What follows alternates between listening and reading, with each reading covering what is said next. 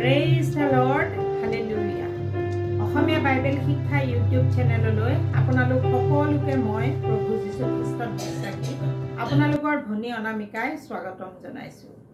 আগৰ ভিডিঅ'টোত আমি ঈশ্বৰ জিহুৱাই সিনয় পৰ্বতলৈ নামি আহি নিজৰ মুখেৰে 10 আজ্ঞা ঘোষণা কৰিছিল সেই বিষয়ে অধ্যয়ন কৰিছিলো আৰু ঈশ্বৰে 10টা আজ্ঞা ঘোষণা কৰাৰ পিছত মুছিৰ হাতত নিজৰ হাতৰ আঙুলিৰে শিলৰ দুখন ফলিত লিখি সেই আজ্ঞা কেইটা দি পঠাইছিল আৰু সেই ফলি দুখন নিয়ম সন্দুকৰ ভিতৰত ৰাখিবলৈ কৈছিল।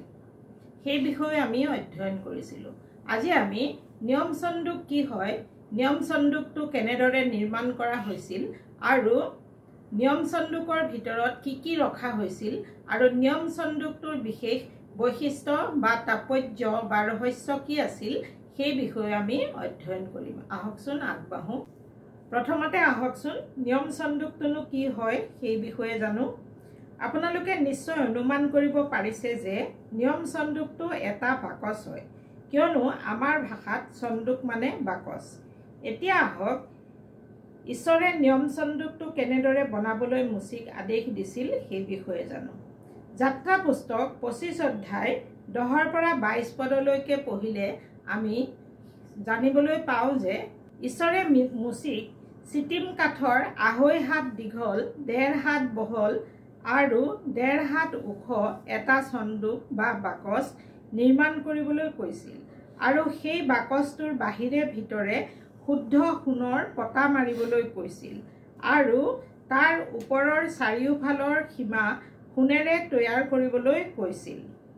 নিয়ম সন্দুকটো ভাৰ বৈ নিবৰ কাৰণে সন্দুকটোৰ চাৰিওটা খুঁটাত লগাবৰ কাৰণে 4ডাল সোণৰ খাৰুৱা হাছত ঢালি তৈয়াৰ কৰিবলৈ কৈছিল আৰু সেই খাৰুৱা কেইডালত ভৰাই সন্দুকটো দাঙি লৈ যাবৰ কাৰণে 2ডাল কাণ মাৰি চিটিম কাঠেৰে সাজি শুদ্ধ সোণৰ পতা মাৰি খাৰুৱা কেইডালত সুমুৱাই ৰাখিবলৈ কৈছিল। ইয়াৰোপৰি ঈশ্বৰে সন্দুকটোৰ ওপৰত ঢাকন দিবৰ কাৰণে শুদ্ধ সোণৰ 2.5 হাত দীঘল আৰু 1.5 হাত বহল এখন পাপাবৰণ বা ক্ষমাৰ আসন তৈয়াৰ কৰিবলৈ কৈছিল আৰু পাপাবৰণ বা ক্ষমাৰ আসনৰ সৈতে একেডোখৰ সোণেৰে 2টা কৰূবৰ মূৰ্তি সাজি পাপাবৰণৰ এমূৰে এটা কৰূব আৰু আনটো মূৰত আন এটা কৰূব ৰাখিবলৈ কৈছিল। লগতে এইটো কথাও ঈশ্বৰে কৈছিল যে কৰূব দুটা যেন মুখামুখি হৈ থাকি ওপৰলৈ সিহঁতৰ ডেউকা মেলি ৰাখি পাপাবৰণ বা ক্ষমাৰ আসনখন ঢাকি ৰাখে আৰু সিহঁতৰ দৃষ্টি যেন পাপাবৰণৰ মাজত থাকে। এইখিনিৰ বাহিৰেও ঈশ্বৰে মুছিক এটা ডাঙৰ কথা কৈছিল। সেই কথাটো হ'ল ঈশ্বৰে নিজেই সেই নিয়ম সন্দুকৰ ওপৰত থকা পাপাবৰণ বা ক্ষমাৰ আসনত থকা কৰূব দুটাৰ মাজৰ পৰা মুছিৰ লগত কথা পাতিব বুলিও কৈছিল। ঈশ্বৰ জিহুৱাই কৰিবলৈ দিয়াৰ দৰে ইছৰাইলৰ লোকসকলে জিহুদা ফৈদৰ হুৰৰ নাতিয়েক বছলেলৰ দ্বাৰাই নিয়ম সন্দুকটো নিৰ্মাণ কৰোৱালে। অৱশ্যে নিয়ম সন্দুকটো নিৰ্মাণ কৰিবলৈ ঈশ্বৰ জিহুৱাই নিজেই বছলেলৰ নাম মুছিক কৈছিল বুলি আমি পবিত্ৰ বাইবেলত পাওঁ। এতিয়া আহক নিয়ম সন্দুকৰ ভিতৰত কি ৰখা হৈছিল সেই বিষয়ে জানো। পবিত্ৰ বাইবেল অধ্যয়ন কৰিলে আমি জানিব পাৰোঁ যে নিয়ম সন্দুকৰ ভিতৰত 3টা বিশেষ বস্তু ৰখা হৈছিল। সেইকেইটা হ'ল ঈশ্বৰে নিজৰ হাতৰ আঙুলিৰে লিখি মুছিৰ হাতত দিয়া শিলৰ ফলি দুখন, এঘট মান্না আৰু হাৰুণৰ পুহি মেলি ফুলি ফল ধৰা লাখুটিডাল। ঈশ্বৰৰ 10 আজ্ঞাৰ বিষয়ে আমি আগৰ ভিডিঅ'টোত ইতিমধ্যে অধ্যয়ন কৰিছোঁ। মান্নাৰ বিষয়েও আমি এপিছড নাম্বাৰ 80ত অধ্যয়ন কৰিছোঁ। হাৰুণৰ লাখুটিডালৰ বিষয়ে অৰ্থাৎ হাৰুণৰ লাখুটিডালে কিয় আৰু কি পৰিস্থিতিত পুহি মেলি ফুল ফুলি ফল ধৰিলে সেই বিষয়ে আমি বেলেগ এদিন অধ্যয়ন কৰিম। এতিয়া আহক নিয়ম সন্দুকটোৰ বিশেষ ৰহস্য বা বৈশিষ্ট্যবোৰৰ বিষয়ে জানো। প্ৰথম ৰহস্যটো হৈছে আপোনালোকে যদি ভালদৰে পবিত্ৰ বাইবেল অধ্যয়ন কৰে তেনেহ'লে জানিব পাৰিব যে নিয়ম সন্দুকটো কেৱল ঈশ্বৰৰ দ্বাৰা নিযুক্ত লেবিয়া ফৈদৰ কহাতৰ সন্তানসকলেহে ভাৰ বৈ নিব পাৰিছিল। তাৰ বাহিৰে অন্য লোকে হাত লগালে মৃত্যুবৰণ কৰিবলগীয়া হৈছিল। উদাহৰণস্বৰূপে যদি আমি 1 চেমুৱেল 5 অধ্যায় 1 পৰা 12 পদলৈকে পঢ়োঁ, তেতিয়াহ'লে আমি জানিব পাৰোঁ যে ইছৰাইলৰ লোকসকল পেলেষ্টিয়াবিলাকৰ হাতত যুদ্ধত পৰাস্ত হোৱাৰ পিছত পেলেষ্টিয়াবিলাকে ঈশ্বৰৰ নিয়ম চন্দুক লগত লৈ যোৱাৰ পিছত ঈশ্বৰৰ শাস্তি ভোগ কৰিব লগা হৈছিল। আকৌ আমি যদি 2 চেমুৱেল 6 অধ্যায় পঢ়োঁ, তেনেহ'লে আমি পাওঁ যে দাউদ ৰজাই ঈশ্বৰৰ নিয়ম চন্দুক বালি জিহুদাৰ পৰ্বতত থকা অবিনাদবৰ ঘৰৰ পৰা নিজৰ নগৰলৈ নিবলৈ এখন নতুন ৰথত তুলি লৈ গৈ থাকোঁতে এঠাইত ৰথ চলোৱা গৰুহালে পিছল খোৱাত অবিনাদবৰ পুতেক উজ্জাই হাত মেলি ঈশ্বৰৰ চন্দুক ধৰিলে। সেই কাৰ্য কৰাৰ কাৰণে উজ্জালৈ ঈশ্বৰৰ ক্ৰোধ জ্বলি উঠিল আৰু ঈশ্বৰে উজ্জাক আঘাত কৰাৰ কাৰণে সেই ঠাইতে উজ্জা মৰিল।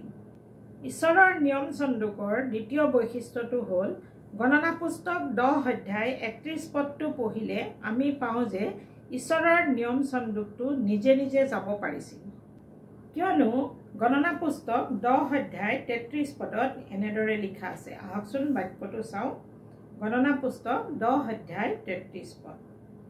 পাছত তেওঁলোকে জিহুৱাৰ পৰ্বতৰ পৰা 3 দিনৰ বাট প্ৰস্থান কৰিলে আৰু জিহুৱাৰ নিয়ম চন্দুক তেওঁলোকৰ কাৰণে বিশ্ৰামৰ ঠাই বিচাৰি বিচাৰি 3 দিনৰ বাট তেওঁলোকৰ আগে আগে গ'ল। আমেন।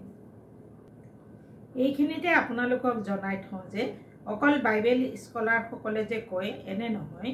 যিহুদে ৰব্বী মানে ধৰ্মগুৰুসকল, পুৰাতত্ত্ববিদ, এনেকি একো ধৰ্ম মানি নচলা নাস্তিকসকলেও এইটো কথা মানি লয় যে ঈশ্বৰৰ নিয়ম চন্দুকটো কোনেও কঢ়িয়াই নিনিলেও নিজে নিজে যাব পাৰিছিল।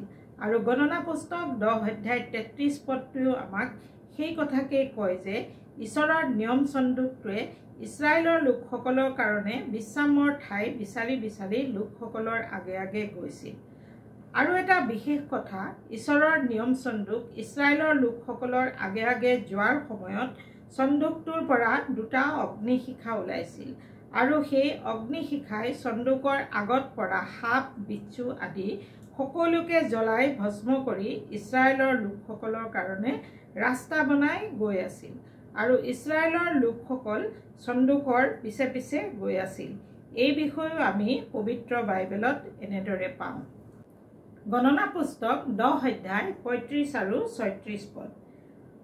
35 পদত এনেদৰে লিখা আছে, আৰু চন্দুক যোৱাৰ সময়ত মুচিয়ে কয়, হে জিহুৱা, উঠা, তোমাৰ শত্ৰুবোৰ ছিন্ন ভিন্ন হওক আৰু তোমাক ঘিন কৰোতাসকল তোমাৰ আগৰ পৰা পলাই যাওক। আমেন।